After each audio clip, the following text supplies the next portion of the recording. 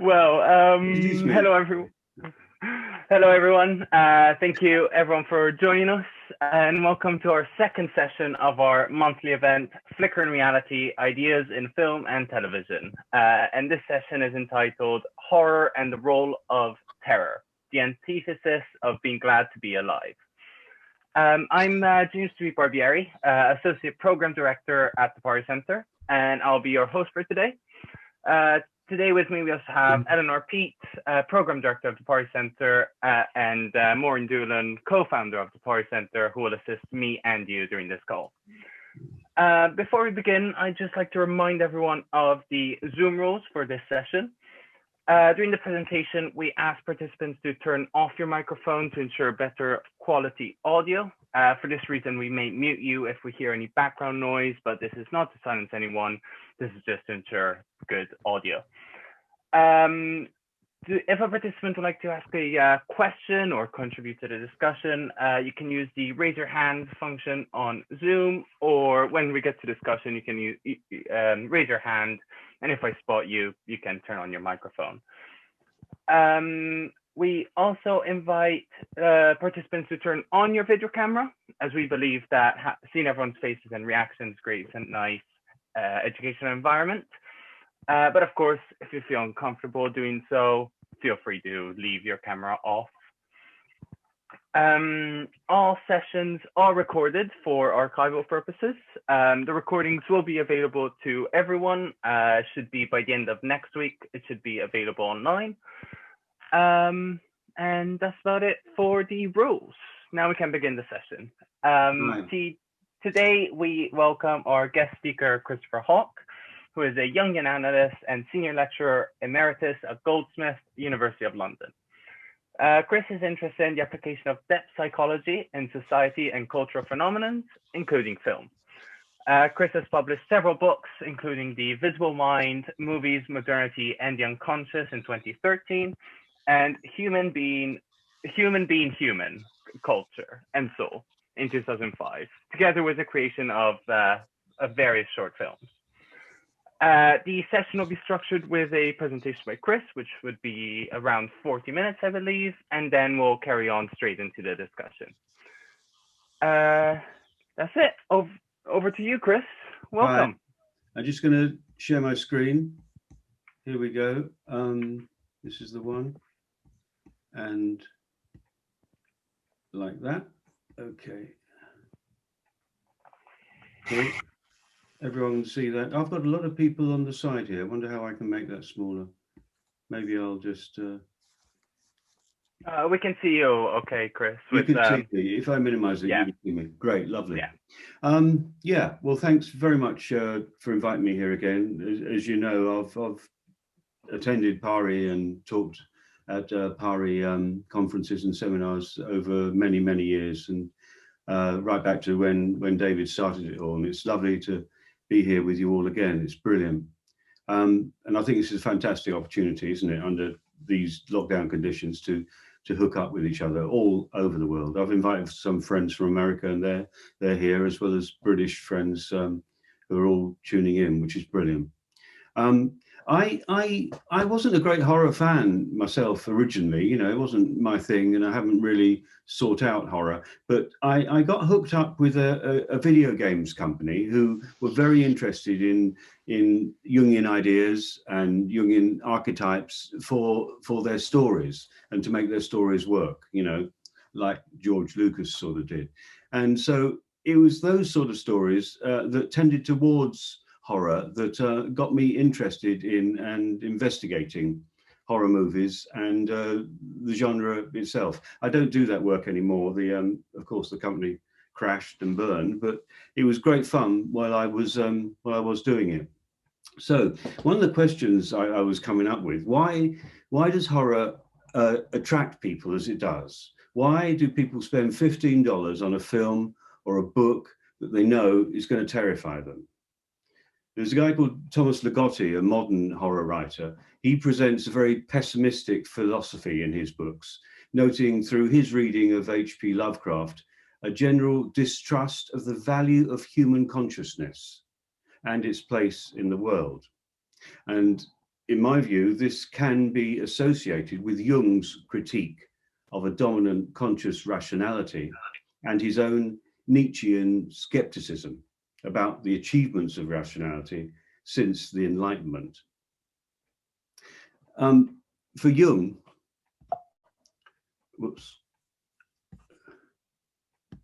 reason and the will that's grounded in reason are valid only up to a point.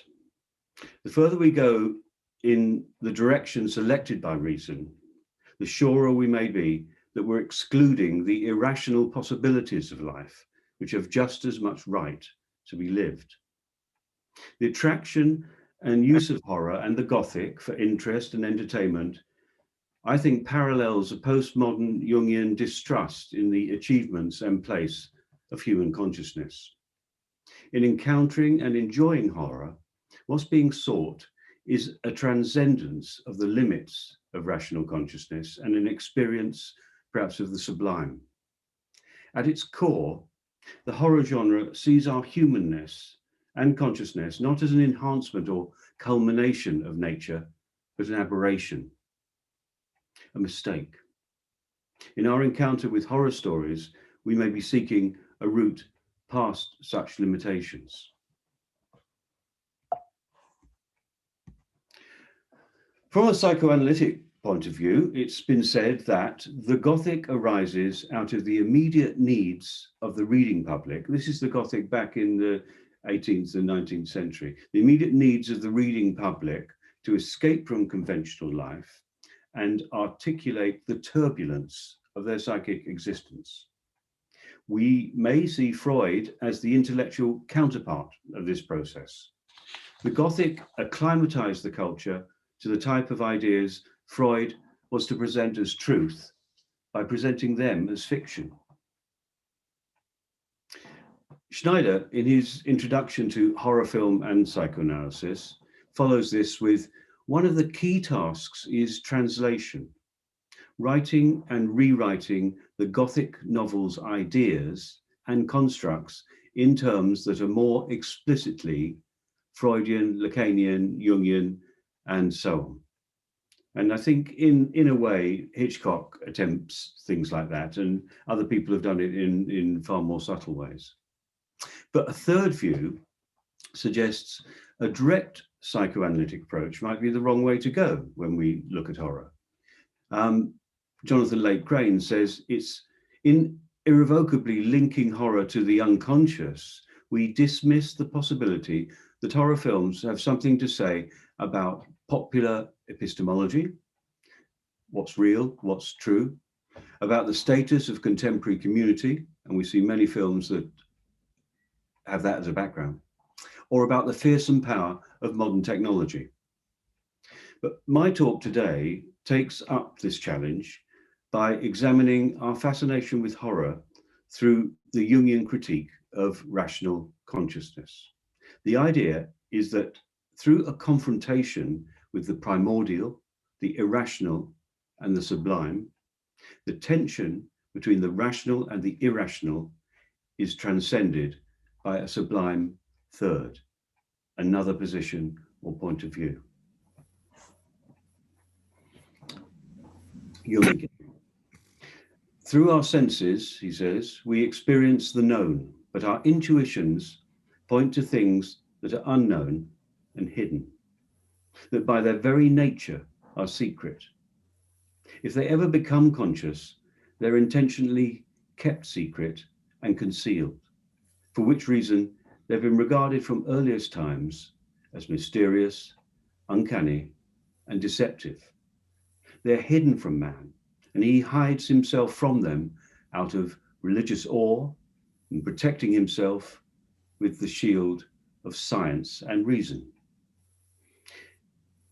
Jung makes it quite clear that the material and technological benefits brought about by scientific rationality over the last 500 years have come at great cost to the human psyche itself.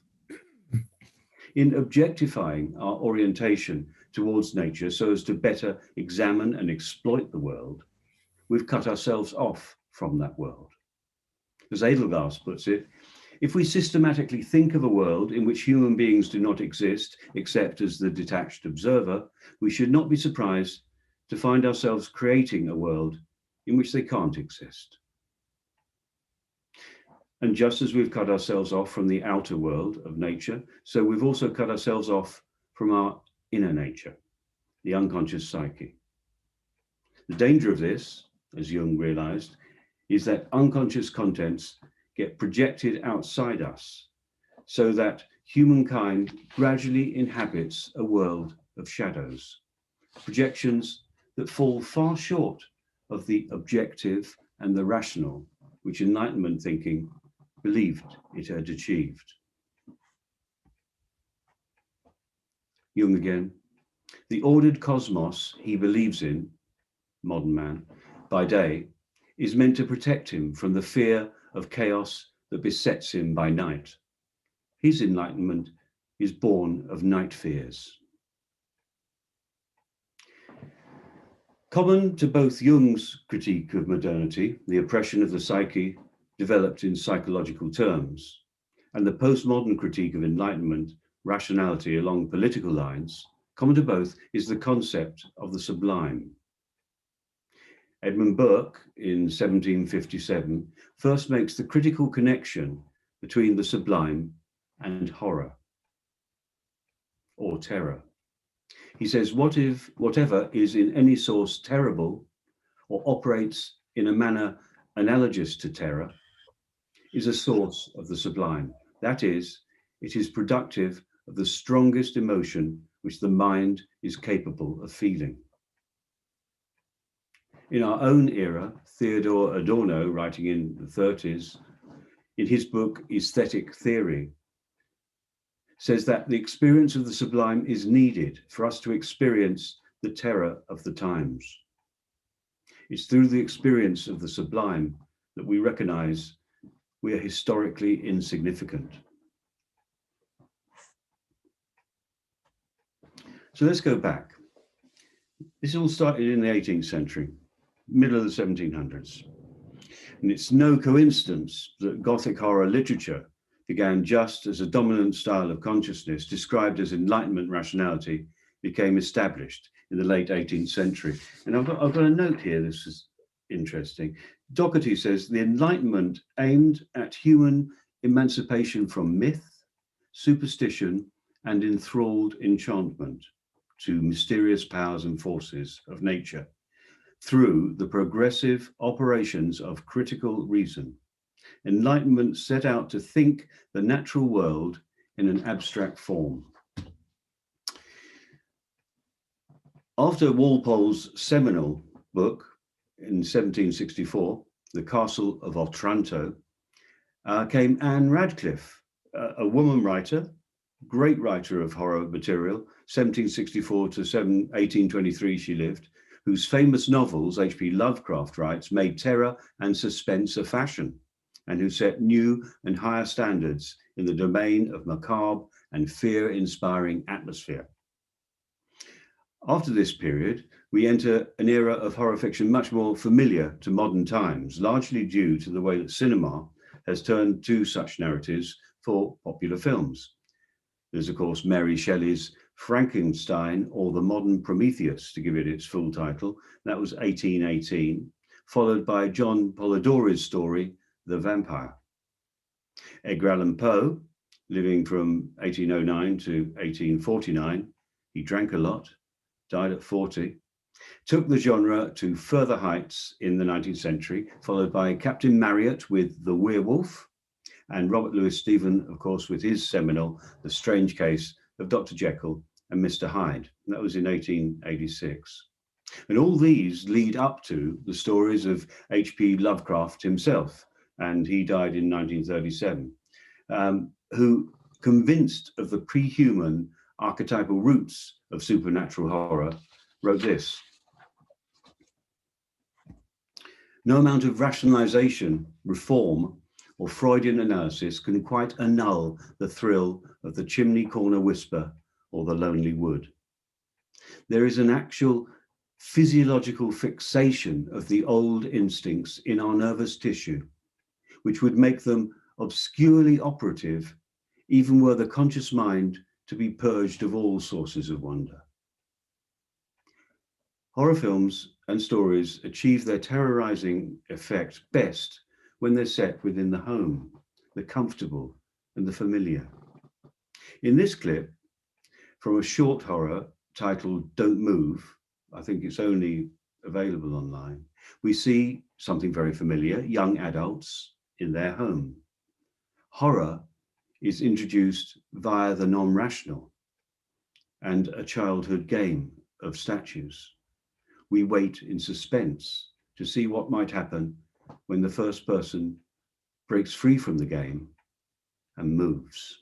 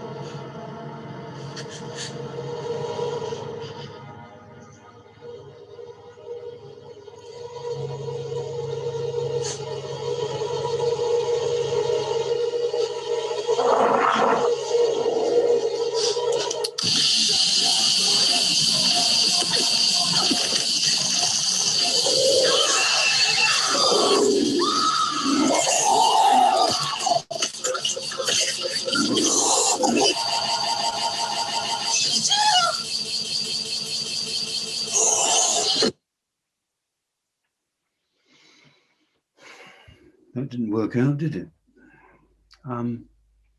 Okay.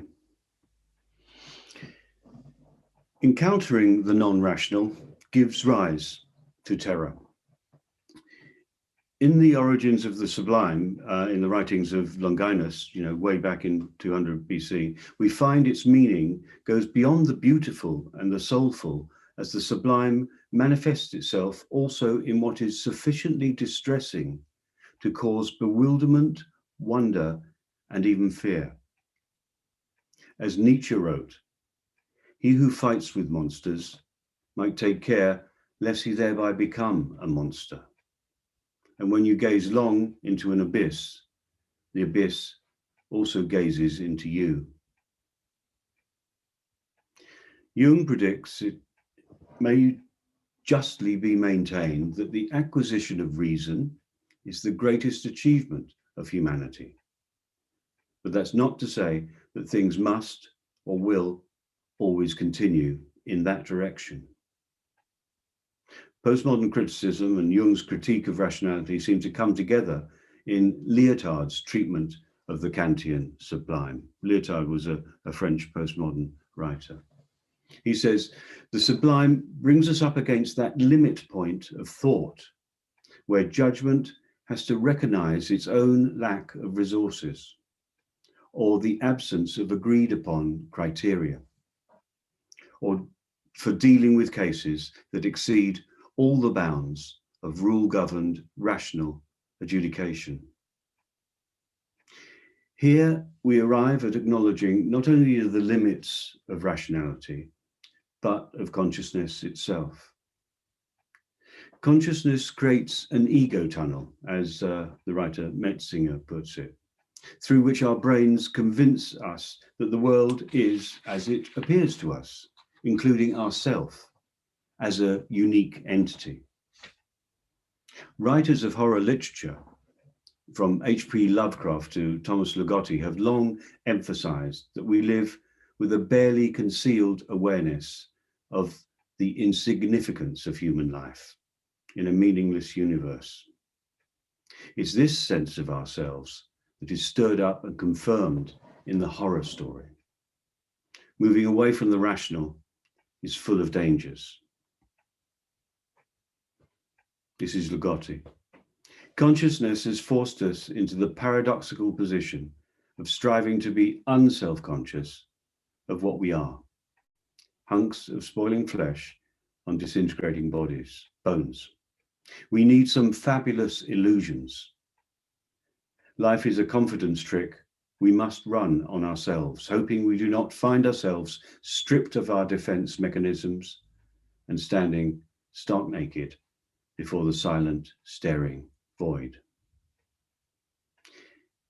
In the void experience, what we lose is a sense of self, or rather a meaningful relationship between self and the world.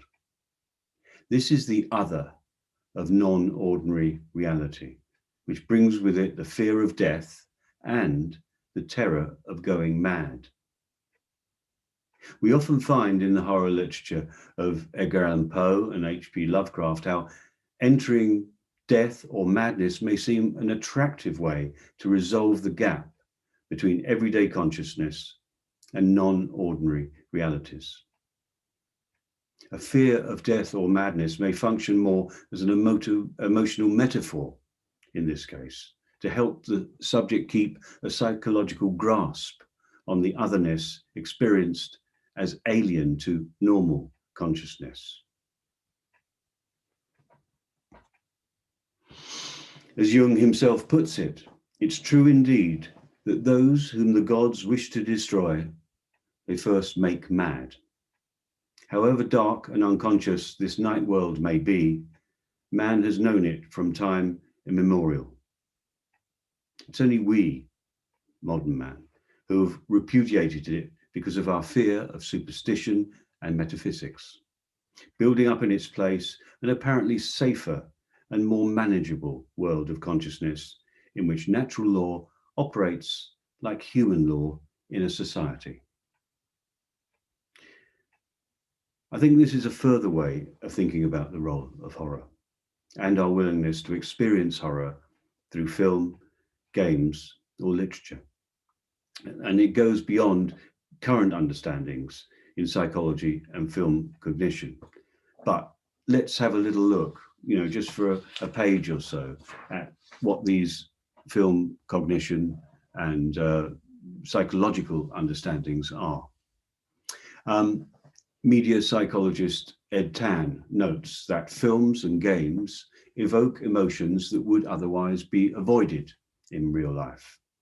Audiences enhance enjoyment by moving in and out of belief in the film, distancing themselves from the reality of the fiction, adapting their identifying and projective experience of the character's situations and the terror it evokes. Watching horror in the cinema, our emotions are contagious. Terror gets maximized as it's experienced by the audience around us. A certain de-individuation and relaxing of social norms is created by the darkness and the closeness of others in the cinema audience. It has been found that here viewers are more subjective to collective behavior, conformity of feelings, and increasing compulsiveness and a lowered self-control. The difference between real life events and the film or video game horror is that there's no chance and no need for us to take action. This is because, significantly, we're not experiencing the emotions on our own behalf. Our source concern is for the welfare of others, characters, victims, and protagonists with whom we identify imaginatively. The viewer may feel terror through such identification, even when the character themselves is not experiencing it, not yet at any rate. Because we cannot take action to save them, that emotional impulse stays with us and is driven into the body. So the arousal is not discharged, not until a new scene and a new encounter or new emotional response helps any such discharge. Again, through the imagination only. Films or games evoke and regulate emotion in the way the narrative steers it. Fear, once evoked, is made specific by the rest of the scene. The close of an episode rounds off the evoked emotion. Given the prospect of resolution, the more intense an emotion, the better. In real life, situations are coded by us so as to minimize unpleasant negative emotions. But when watching a film or game, negative emotions, especially fear and sadness, are not kept to a minimum. We've struck a bargain with our fear when we choose to watch, when we buy our ticket, when we slip that DVD in. Now, to my ear, such cognitive and social approaches, they're all very well, and you can see the truth in them, but I think they're a thin explanation of why people voluntarily enter a cinema or fire up a game or a DVD to experience terror. Maybe it's more that the experience of horror is offering another take on this distrust of cognitive rationality and the assumption that human life is a secure and familiar reality, predictable and reliable. It forms a challenge to the idea that human conscious minds themselves are a guarantee of reality. The ultimate arrogance being the assumption that such a reality, even nature itself, is not only fairly benign, but is also ultimately cooperative towards human aims and goals. I was once up my garden, I put this at the end of a book once, and it just suddenly struck me, with all the brambles and stuff growing around me and things like that, nature does not care about us. And we see it all over the place in all sorts of disasters. Nature does not care about us. Horror literature and media want to implode such assumptions that nature does care by showing us things that break down natural laws and reveal the chaos lurking beneath. As H.P. Lovecraft again writes in his essay, Supernatural Horror in Literature, he says, there must be a hint of that most terrible conception of the human brain, a malign and particular suspension or defeat of those fixed laws of nature which are our only safeguard against the assaults of chaos and the demons of unplumbed space. Perhaps this can be seen as an effort to engage with transcendent experience, achieved in other traditions through ritual, epiphany, prayer, or meditation. Now, apart from being sidelined in modernity, all these are long-haul activities requiring practice and faith and a belief in the authority of the institutions that support them. Plugging into horror gives an experience that transcends assured realities in its own way. Like the instinct for religion, maybe we need to know that our conscious experience is not all there is to reality.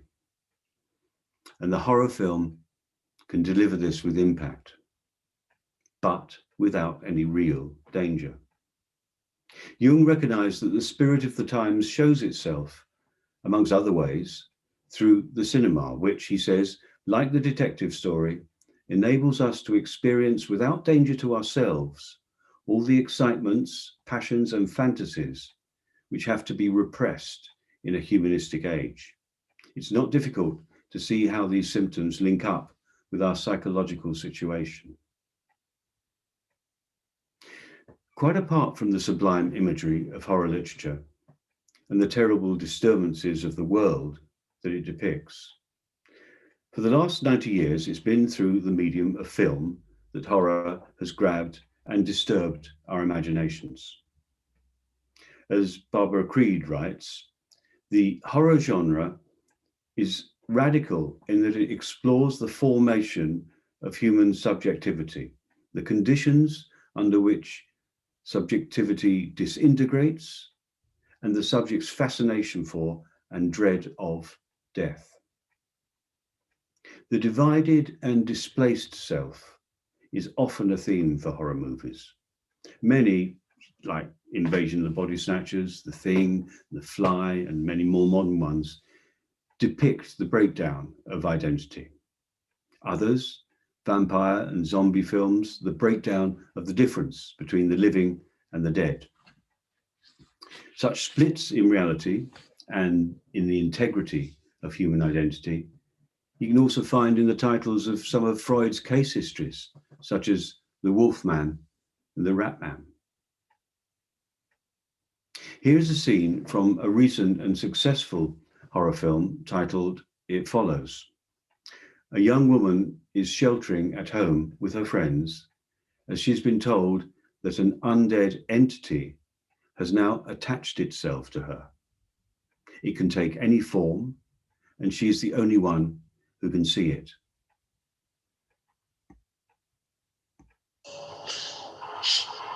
Do you remember the time that we found those porno magazines in the alley behind Barry's Pizza? Yeah. We were such stupid kids. Ridiculous. Yeah, we're all sitting out on Greg's front lawn with a dozen dirty magazines just sprawled out everywhere, and we're laughing. I didn't even realize how bad it was. Oh, and Greg's mom, remember her face when she came out and saw us reading that shit? And she scooped it up so fast. And then she called my mom, telling I got the sex ed talk the next day.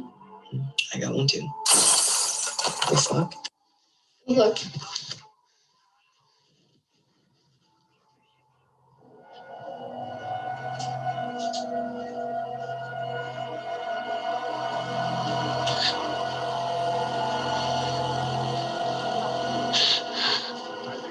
There's a broken window in the kitchen, but there's no one there. Are you sure? Yeah, I mean, whoever broke it must have run away. Maybe I should call the police. I'm gonna go wake up your sister. She should call me.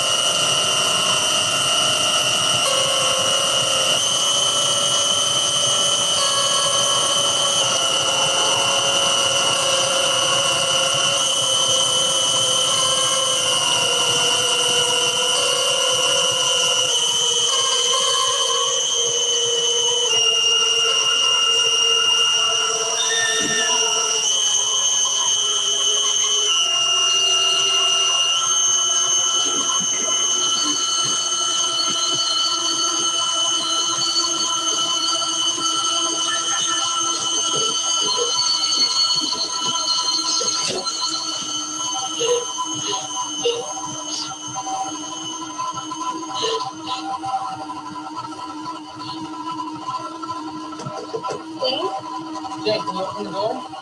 Is it the house? What's going on? Nobody in the house, Jake. I saw it.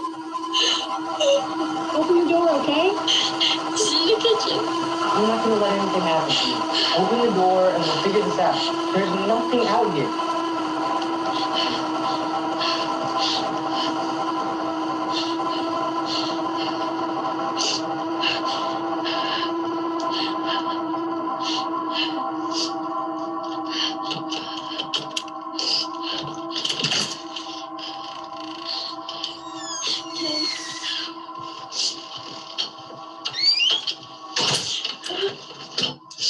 Gee, why don't you sit down? I need water. Oh my God, I need water. Hey, I'll get you some. No, stay here.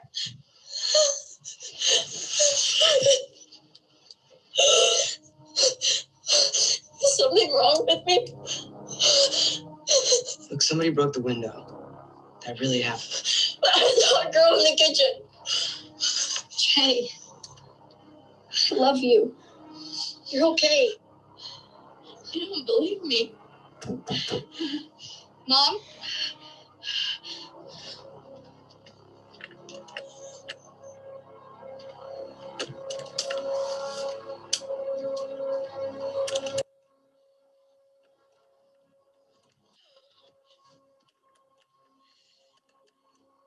Is that you? It's me. Yara? Yeah. Don't open the door. See? Everything's okay.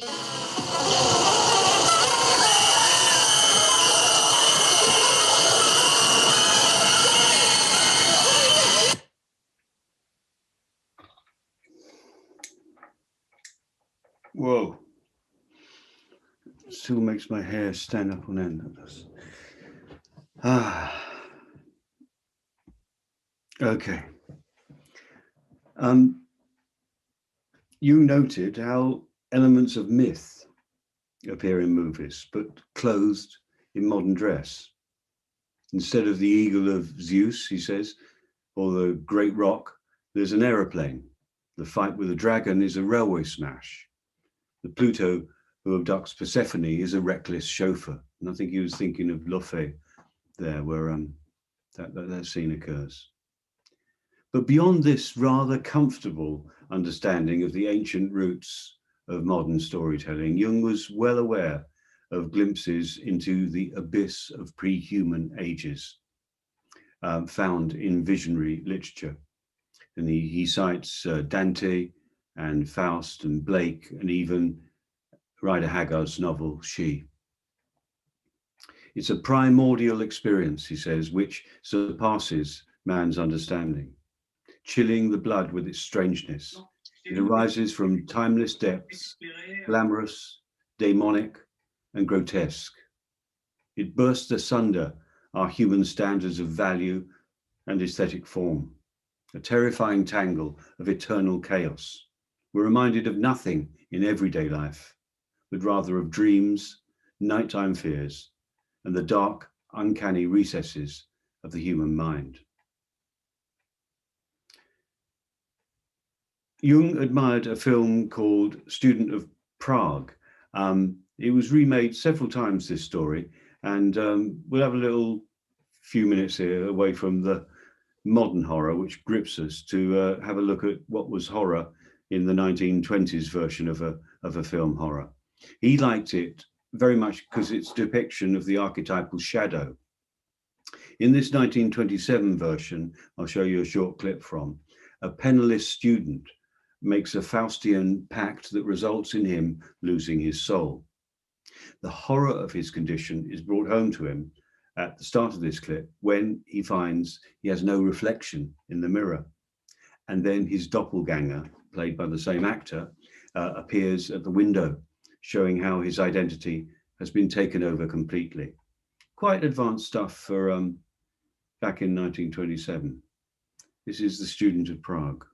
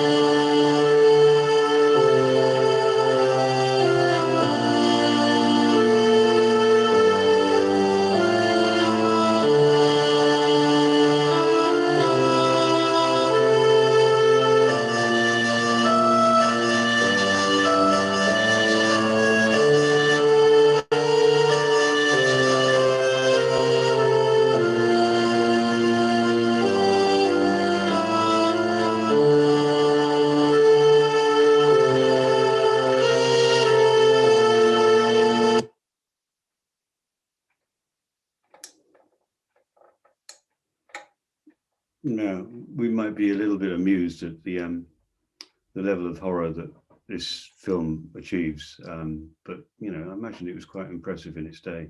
But you know, these days with advanced use of sound, and you heard the sound in that clip from It Follows, it makes it, it's a whole other essay to consider how sound in horror films grips us and makes it work.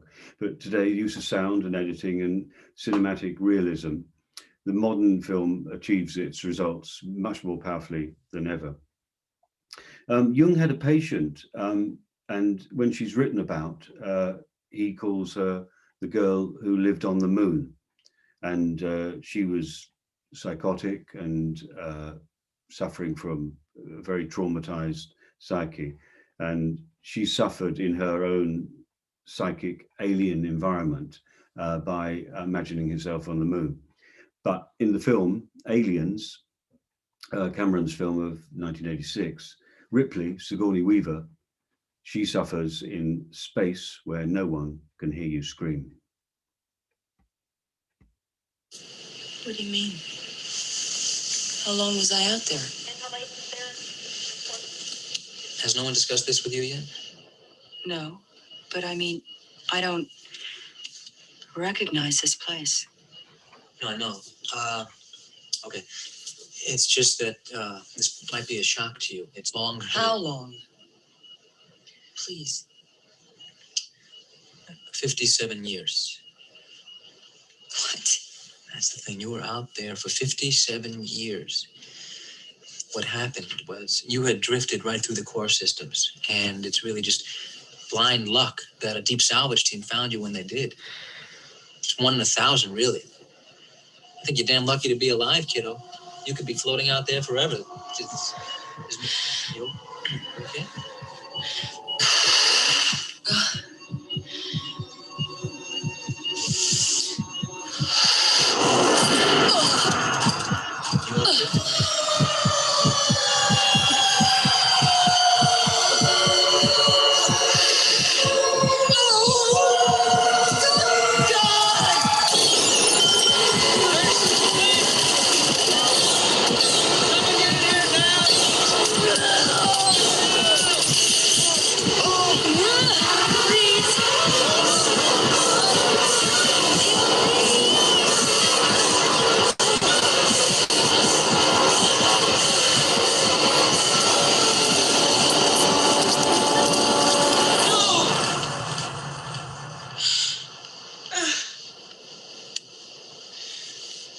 Bad dreams again? You want something to help you sleep? No. I've slept enough.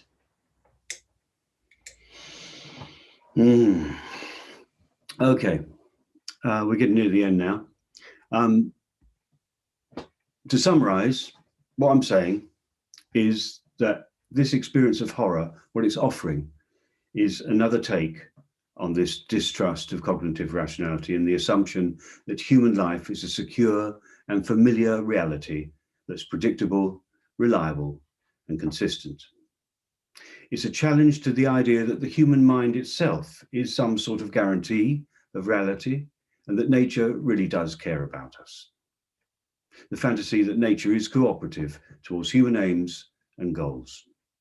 Horror literature and media want to implode such assumptions by showing us things that demolish such assumptions and reveal the chaos lurking beneath.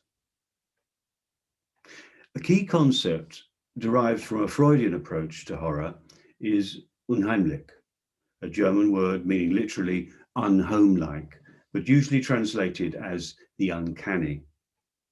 The far from homeness induced by tales of terror has an oppositional quality that's anti-human.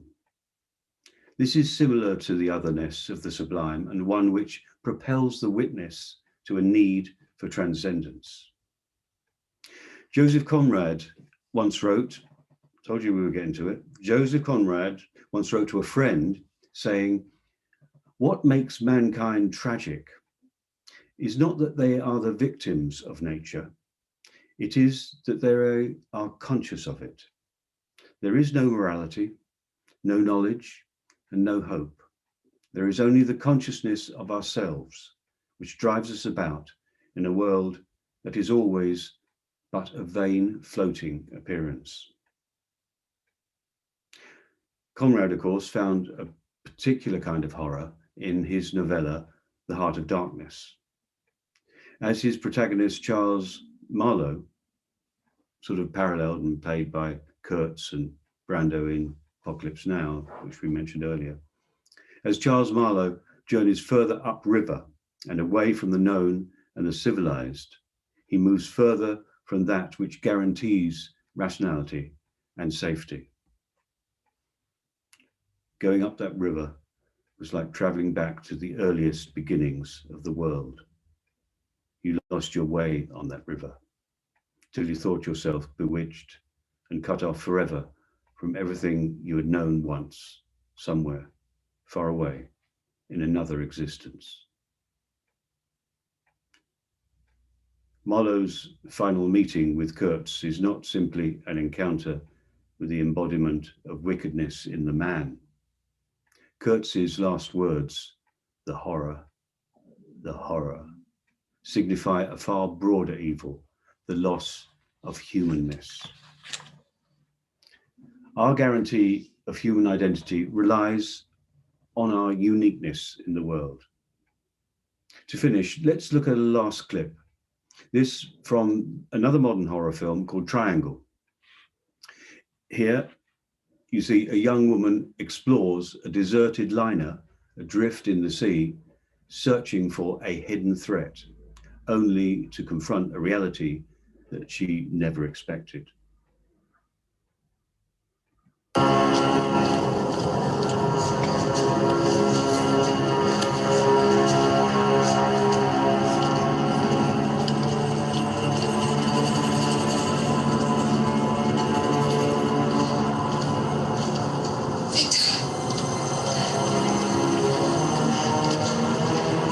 I didn't mean to hurt you.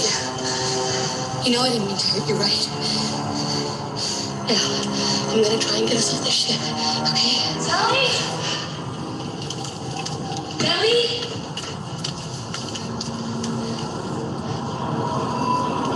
Sally?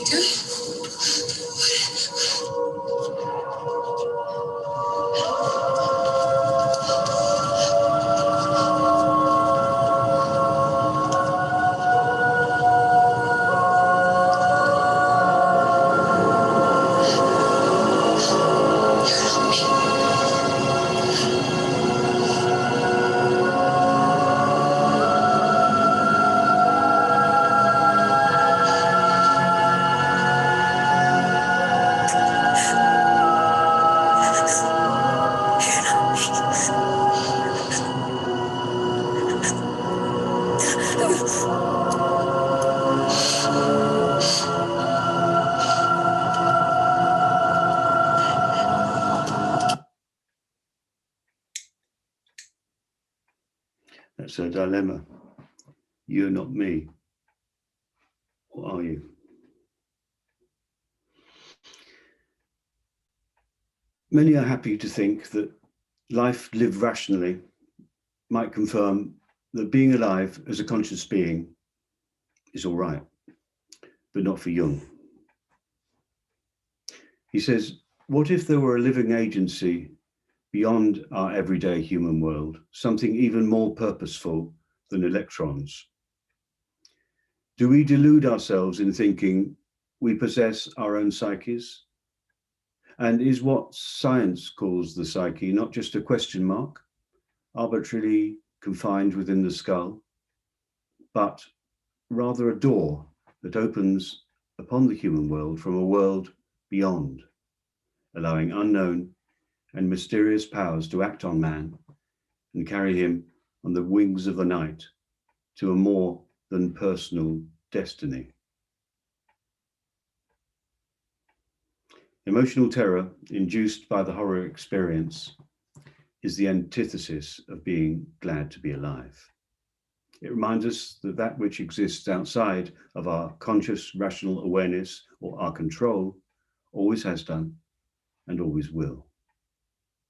Perhaps we're drawn to the experience of the horror film as an attempt to engage with such terror, so we may understand and transcend the limits of our rationality and do so in the most irrational way possible. Thank you.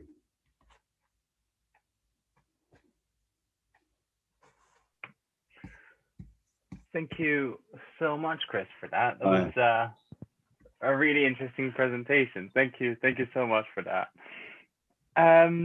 So I guess now we can open it to the participants.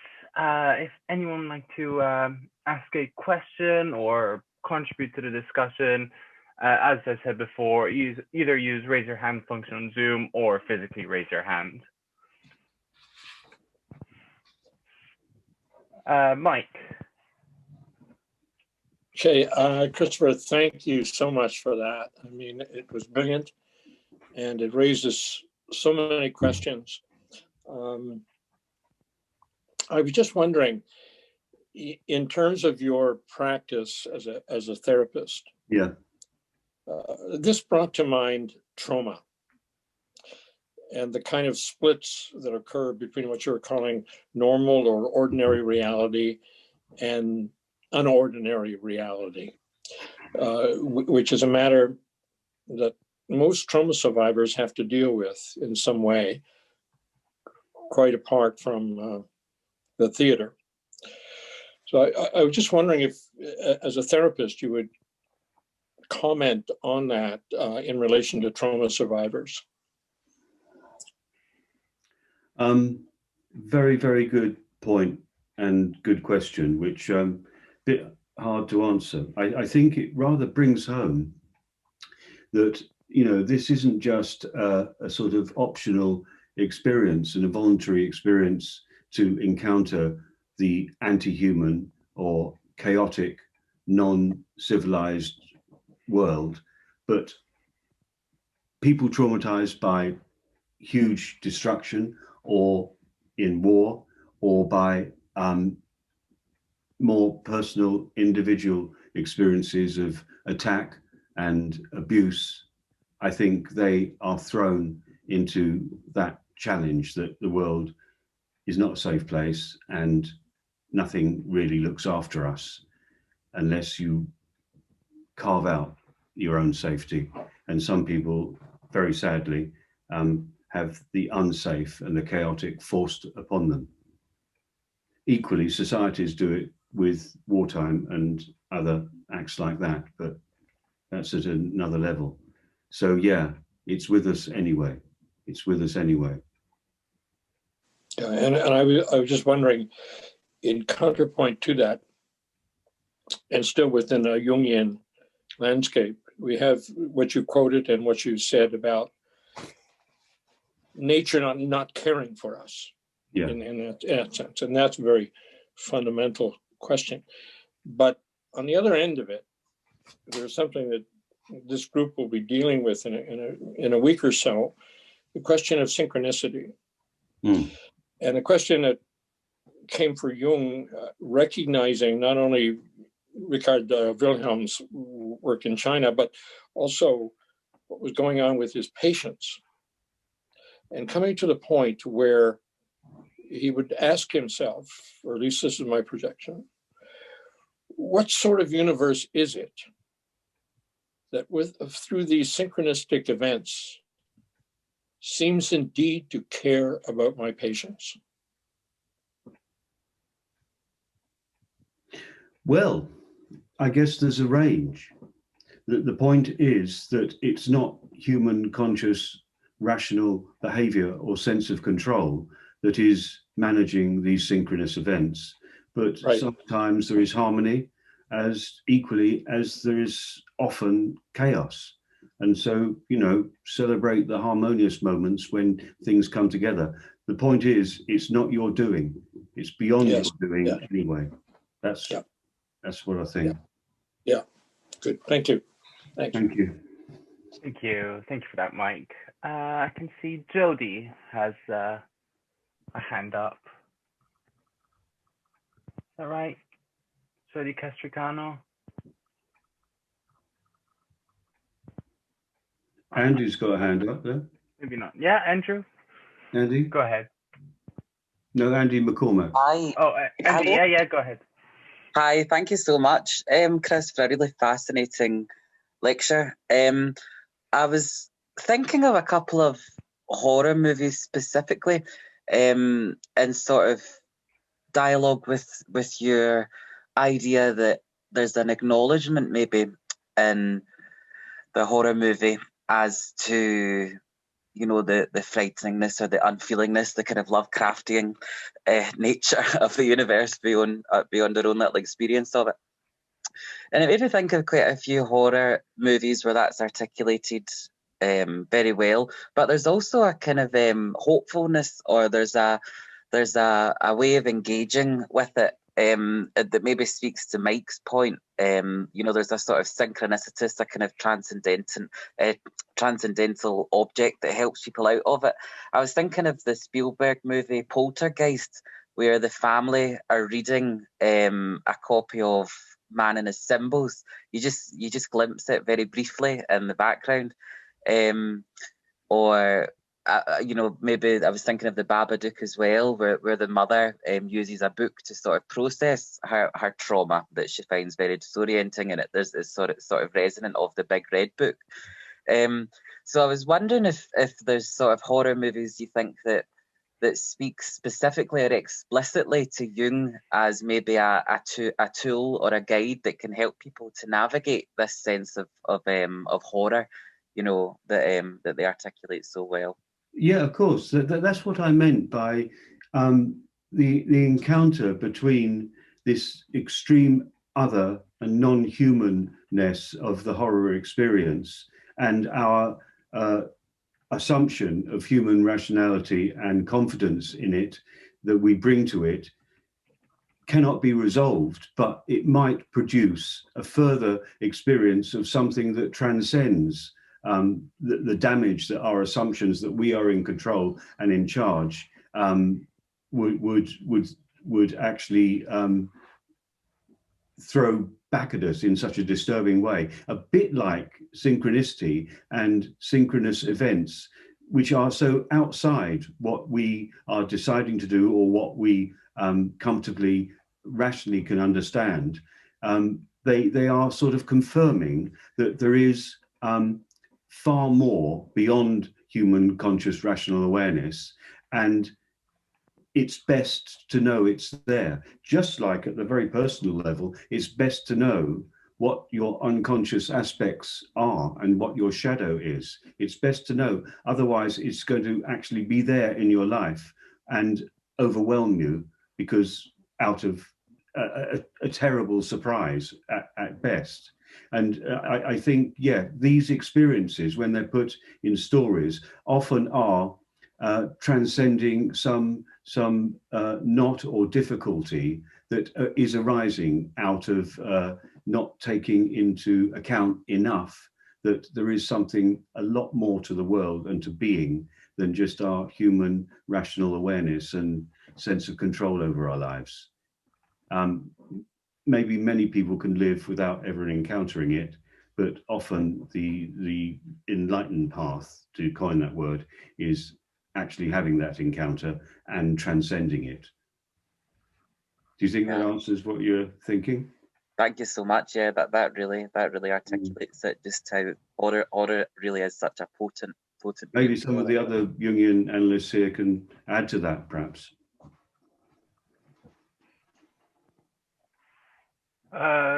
Yeah, I mean, I see Linda and Rocky have their hand up. Maybe as a continuation for that, is that right? I wanted to make another point. Maybe it's a little related, but should I go on, or is there someone else that wants to add? Go ahead. No, go ahead, Irene, go on. Who, me? So, No. Yeah, Okay, Irene, go ahead, sorry. Okay, If there was continuation for this, yeah, go ahead. I'm an analyst, a colleague of Chris's in London. I always talk about, one of the people, an artist often, you showed a lot of art, and of course, artists always, sort of express this. And Lars von Trier in particular, I'm thinking of his movie Antichrist, deals with the, and he comes out and says that a lot of his imagery is from his own dreams, and he's a very, very notorious hypochondriac and lives with the terror of the unconscious, and I think very successfully, because he turns it into a high art form. But I mean, you can see in his movies, especially Antichrist, that dimension of the psyche that is absolutely uncontrollable and uncontrolled. I mean, God forbid that takes over, but I think a lot of what you said, has to do with that realm, the psychoid almost, realm that, comes into us in waking life at certain points of our lives, maybe not so ferociously as, with some people as with others, but I think we've all felt it somewhere. And it's probably in childhood we feel it. The night terror, the kind of things that, when you're small and tiny and you have no way of coping with it, come to you. So it's a very interesting area, I think, Chris. I liked your talk a lot.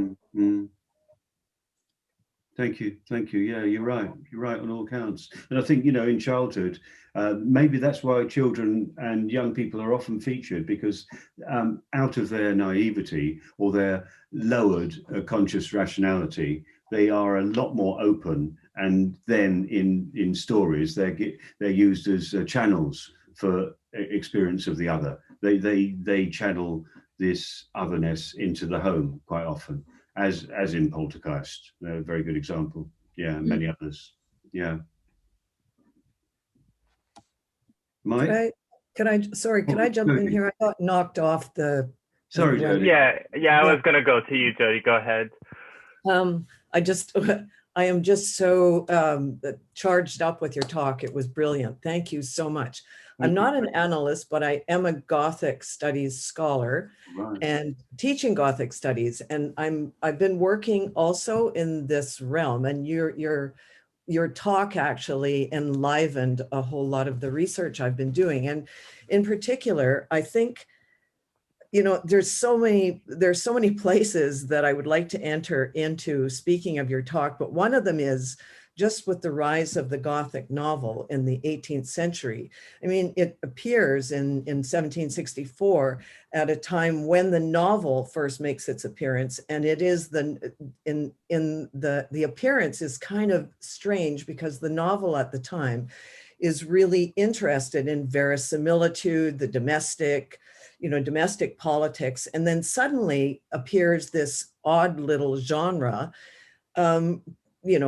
named the Gothic. So you're speaking of Jung saying, what if there were a living agency beyond or everyday human world, etc. We delude ourselves. And this, in my research, what I've been determining is, following the extirpation of animism, along with the repudiation of alchemy, for example, that the Gothic seems to appear in the 18th century, a few hundred years later, as this kind of reconciliation or an attempt to at least remind metaphysically of the wound itself that is caused by the extirpation of animism.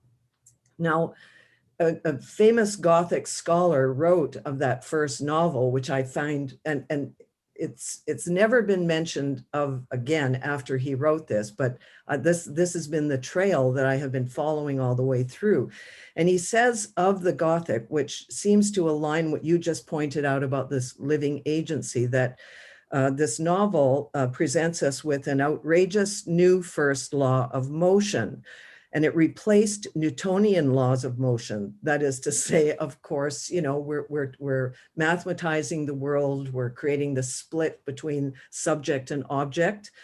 As seen in the arrival of the helmet, the law states that the deader or more inanimate an object is supposed to be, the more likely it is to move, to feel, to think, and to exert its own peculiar supernatural jurisdiction over events and people in the natural world. In fact, it is the unnatural or supernatural sentience of space and place, the total inorganic hyperactivity and material ghostliness of the castle and its chambers of horror that very nearly is the Gothic at this point in its development. And I mean, this is its emergence as this, in this kind of object-oriented moment in which the Gothic appears, and it has consistently reminded people of what it meant to create this fractionated relationship to the thing called nature. And if nature doesn't care, it's because people think nature should care about us the way that we defined care. Yes. And it's a kind of anthropocentrism that, is probably the basis of how horror makes why it's so apparently successful, because it is this reminder, we get to experience the metaphysical rupture, if you will, of a maybe a more holistic view. I mean, it comes out, and people have mentioned synchronicities, and I mean, that's the reminder once again, but it is not confined, let's say, to the text or to the film. The film is always reminding us about pity and fear. And so, in this Aristotelian way, so that, we are consistently reminded of this, if the film and if Gothic is about the divided, displaced self, if it's representing that, it's reminding us that we are always already, in terms of history, living that divided and displaced self. So it's kind of like, look, here's the mirror. And in the Lacanian way, he says the mirror should reflect a little longer before returning an image to its owner. And I mean, that's the kind of uncanny thing that's going on there. And to the extent that when you bring up Dr. Jekyll and Mr. Hyde and the thing about the abyss, looking back at us, there's one moment in that novel where they break into Jekyll's laboratory and they say, they regard the mirror, and one of them says, "This mirror has seen some strange things, sir, but nothing stranger than itself."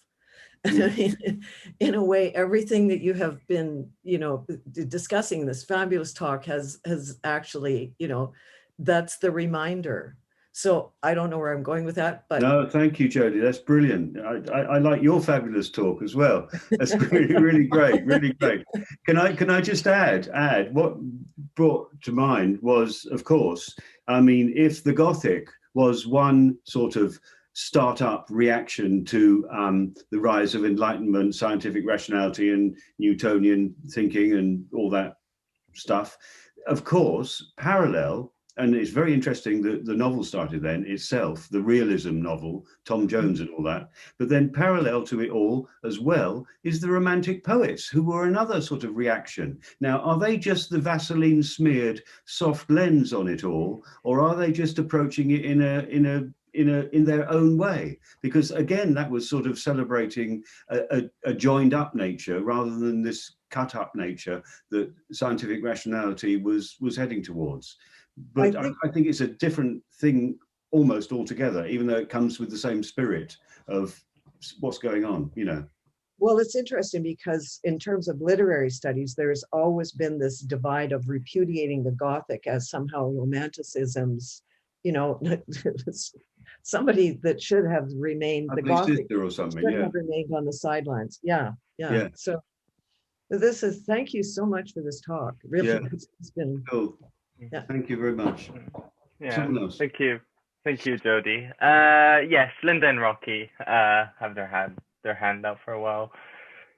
Yeah, I couldn't help, Christopher, when I was listening to your presentation, which was excellent, the parallel at the political social level that certainly we're seeing right now recently in the US. I mean, and so when you were talking about how horror and terror could be seen as sort of the shadow of a scientific way of understanding or rationale or enlightened way of being, suddenly I thought, of Trump and the attack on the Capitol and And then we were talking after that about trauma, and certainly we know Trump had a trauma history, and certainly his call to arms, of his mob people to go and attack, the Capitol building. There's something related there because that has never happened in our political history before. So, well, I guess it did way, way back, but in modern times, it has never happened. So it's almost as though this idea of the horror and terror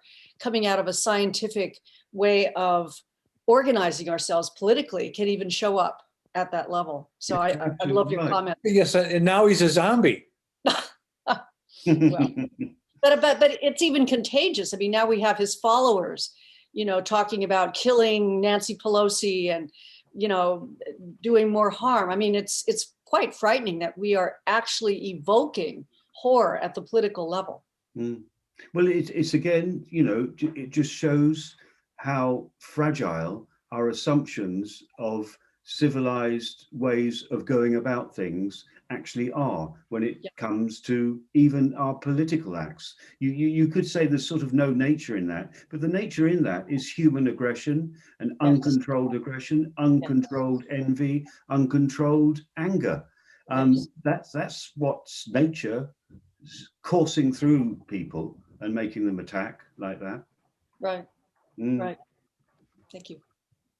Thank you for that comparison. It's interesting. Yeah. Yeah, thank you, Lyndon, Rocky. Mike has another comment to make. Turn your mic on, Mike.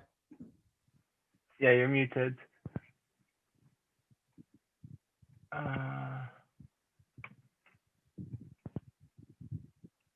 Okay. That's it. So, okay, there we go. There you go. What I wanted to say was there is an irony in all of this, in that, first of all, Jung, when he spoke of the Gothic, spoke of it as, even in himself, as the emergence of the archetypal, and that speaking in Gothic or writing in Gothic and so on was witness to the presence of an archetype. Secondly, historically, that is also the case, I think. If we look at Western history from the standpoint of the Inquisition forward, the Inquisition was the political enactment of hell. And all of these torture chambers and so on, and castles and so on, were actually pretty real, given that history. And if we move forward, we see that spirit of the Inquisition move forward during the French Revolution, which is touted to be a period of the emergence of the rational. But the mantra of that period was terror in the name of virtue, or terror in the name of rationality in that sense. So you always had the uses of the politicization of terror. And part of the lesson there, I think, and we have that all the way to the killing fields of Cambodia. Terror in the name of virtue, maybe a Marxist version of virtue, but nonetheless the same. I think the problem is that we tend to mix realms. And this is where Bohm is important. And this is where the idea of implicate orders become important. We have tried to fuse these orders into a singular linear reality, and that does not hold. That does not hold. We need to be able to separate these realms, and we need to be able to relate to them as separate, and in the relation, we bind them. And I think that's something we've not learned. I think we do not know how to do that anymore. I don't know what else to say, but certainly historically, there's never any movement away from terror. From the Inquisition to the Cambodian killing fields, terror has been a steady companion here. And I just kind of wanted to to point that out. Yeah, of course, in between were the Nazis, which, virtually within living memory. And what you're pointing out, again, like your trauma question, is that there's something about the aspect of reality, nature, everything, reality, of there can be conflict. There can be conflict between aspects that actually then take positions and allow that conflict to clash, say. And that's very much what human beings and many other creatures, living creatures, end up doing just out of survival. It's not casual, it's not trivial either. They all want to survive. I think the point is that there is a total joined upness that overrides that conflict once something is seen into. And that's what the spiritual trajectories of many other points of view try and achieve for us.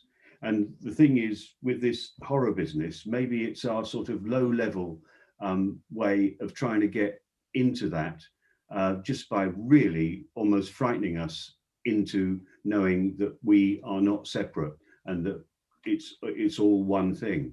Because the dreadfulness of it not being all one thing and powers in conflict seems to be the version of the way humans and maybe all living creatures have to see things to actually enact in the world.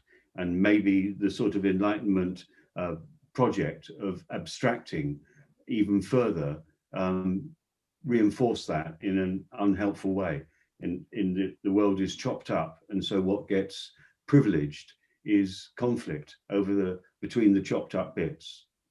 That's what you just said reminded me of, if anyone gets it. Great, thank you. Thank you, Mike. Anyone else have a question? Joy Brown has her hand up. Hi. Hi there, James. Hello from Berkeley in the Bay Area, San Francisco. Of course, we're living our own nightmare here, as you know, many are. I think that what's interesting was the idea, I don't know if this is really what you meant, Chris, but about maybe it's like a wake-up call. Because I think it's very interesting that your comment that, you know, nature doesn't take care of us.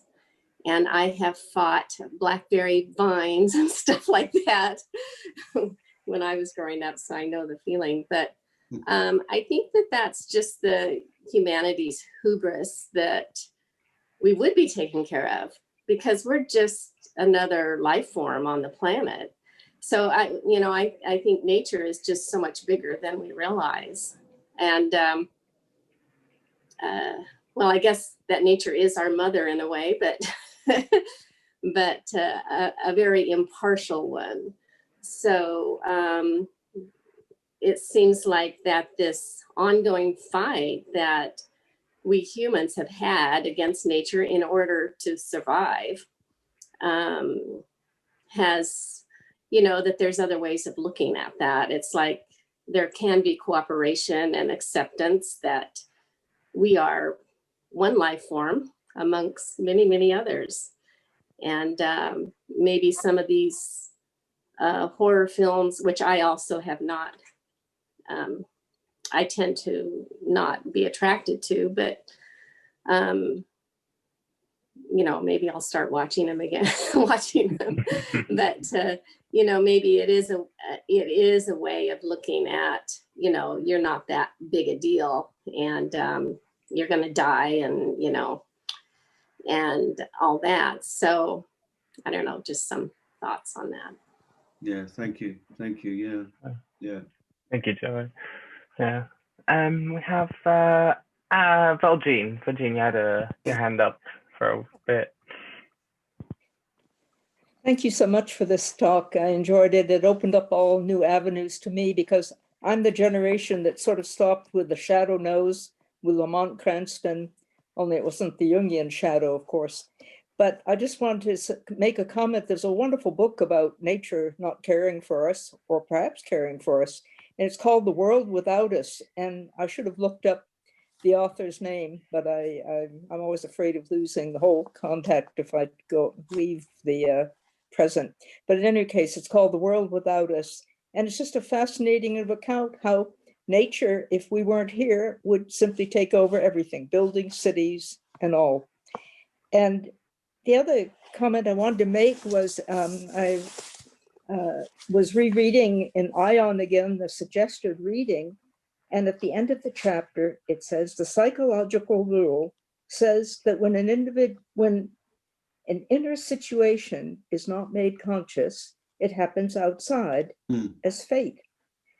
That is to say, when the individual remains undivided and does not become conscious of his inner opposite, the world must perforce act out the conflict and be torn into opposing halves.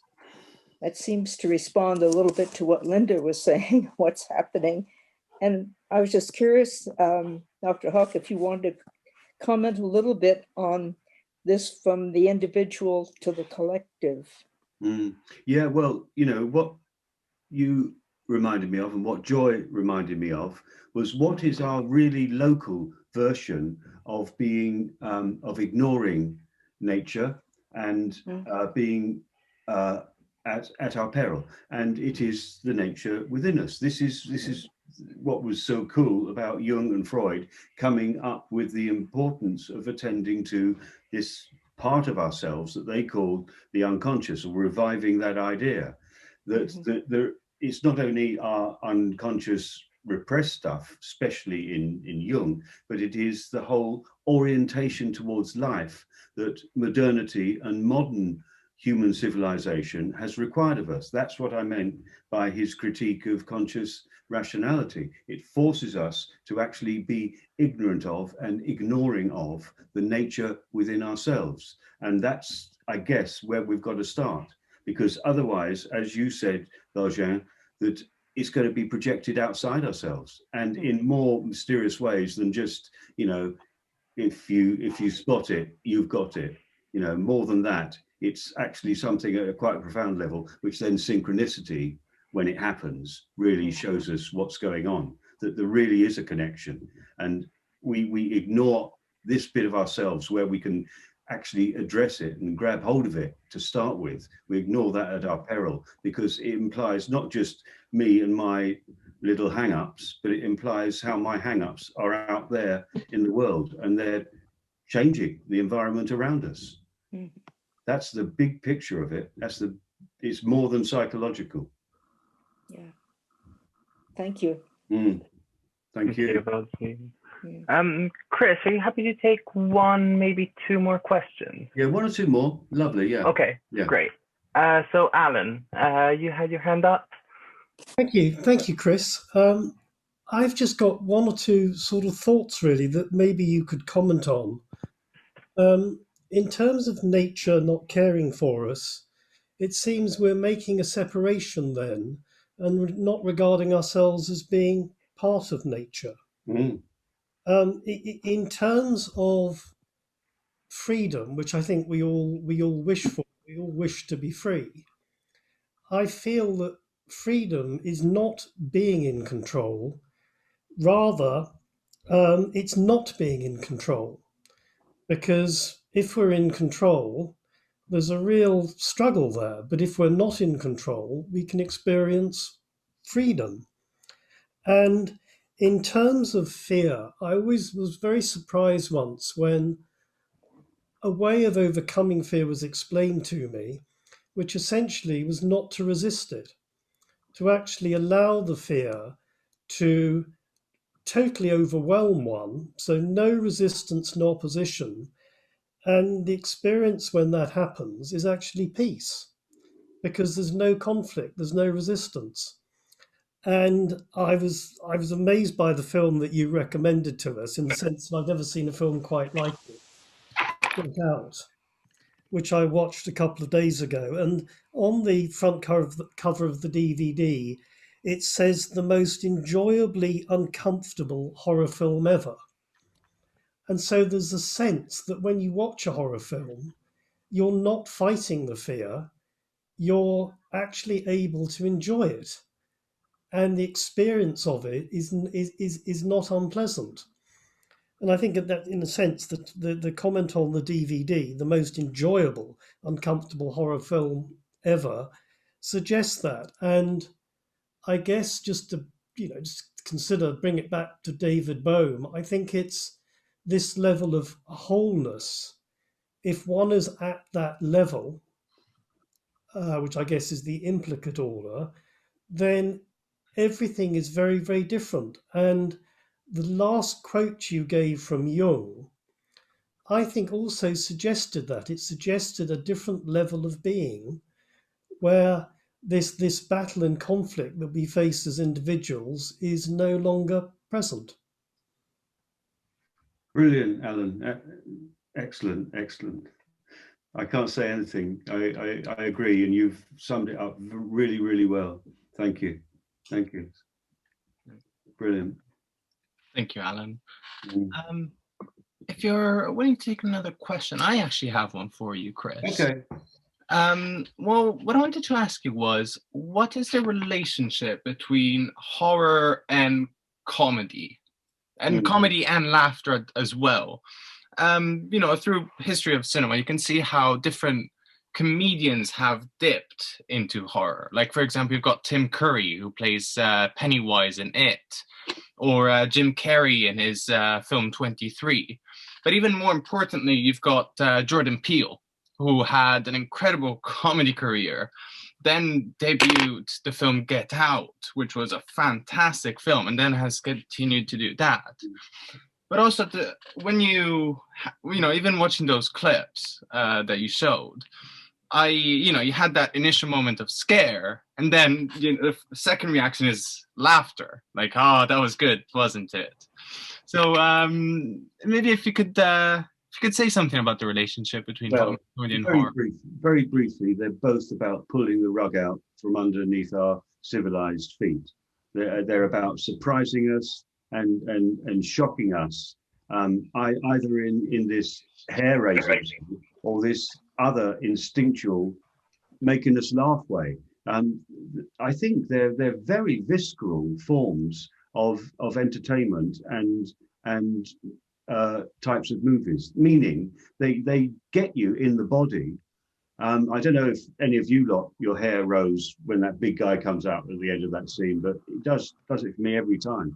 And yeah, it's so visceral, and I think that's what they've got in common: visceral and rug pulling from underneath us.